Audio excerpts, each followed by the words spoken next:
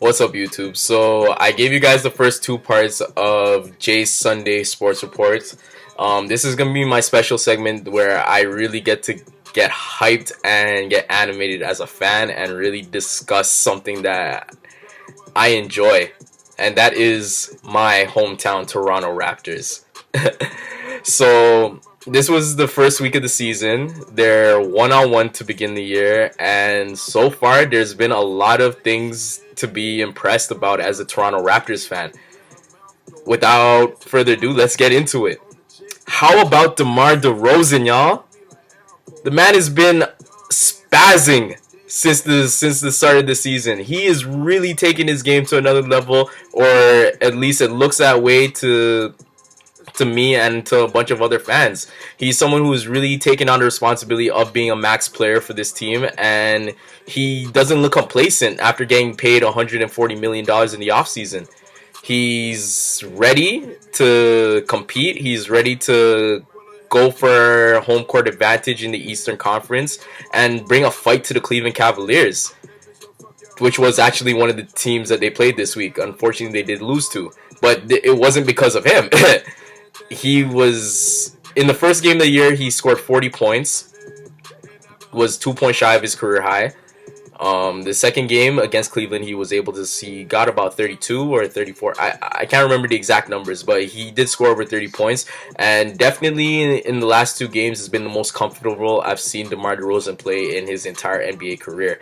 He's always been someone to kind of strike me as a struggle scorer, and not scoring generally speaking, because he has shown the ability to give you 20 points per game on a regular basis. But when I say struggling scoring, I mean he has not shown the ability to dominate games and score at will the way a player such as Steph Curry can, James Harden, LeBron James from time to time, etc. Those guys are guys who will not only threaten to give you 20 points every single night, but the one day they wake up feeling really good, they could give you a 50 piece.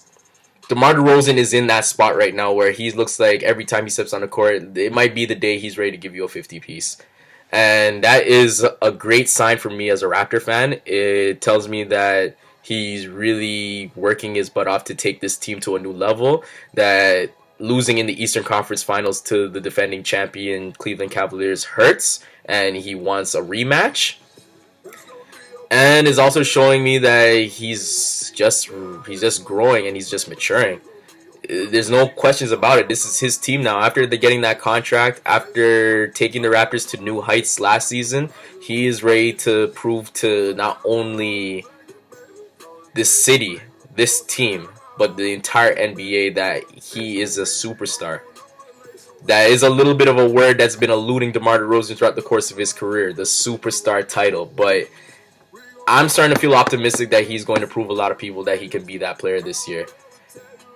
Another positive sign that we were able to see from the Toronto Raptors to start the season was Jonas Valanciunas. Now, a lot of people who kind of know me personally have known that I've been a big booster for Jonas Valanciunas since the off season, and I point to. This is gonna upset a lot of people, but I point to Bismack Biyombo leaving the Toronto Raptors to a lot of Jonas Valanciunas' success right now. Last year, the Toronto Raptors at the center position were pretty much split evenly. The game is 48 minutes long, and they literally probably got by with Jonas Valanciunas playing 24 minutes per game and Bismack Biyombo playing 24 minutes per game. So they were splitting the game evenly. Jonas Valanciunas has a ceiling of an all-star. And now, finally, Dwayne Casey has shown that I have to use you more. I think as an organization, they've came to that conclusion after last year, especially after what Jonas was able to do in the playoffs, that he needs a bigger role. He needs to play more minutes. He needs to get fourth quarter minutes. And he needs to be the anchor of this team in their front court. They gave him the reins now, and so far the results are impressive. His first game, he set a career high in 32 points and was able to pull down double-digit rebounds. The second game against Cleveland, he gave us another double-digit rebounding game, and he was able to score about 10 or 12 points, which isn't all that impressive, but the way he's been getting his points is what's really been impressive from a fan's perspective. He is getting to the free throw line, which suggests how aggressive he's been going to the free throw, going to the rim and getting fouled. He is in great position for rebounding and putbacks, which is something that has been a weakness of his for in recent years. His ability to establish positioning, to get rebounds and get easy putbacks. So that has been able to improve, and the results are his scoring totals are going up, his rebounding totals are going up, etc. This week, I don't know all the games they play, but oh man, I don't really know how to really kind of cap off the Raptors report right now.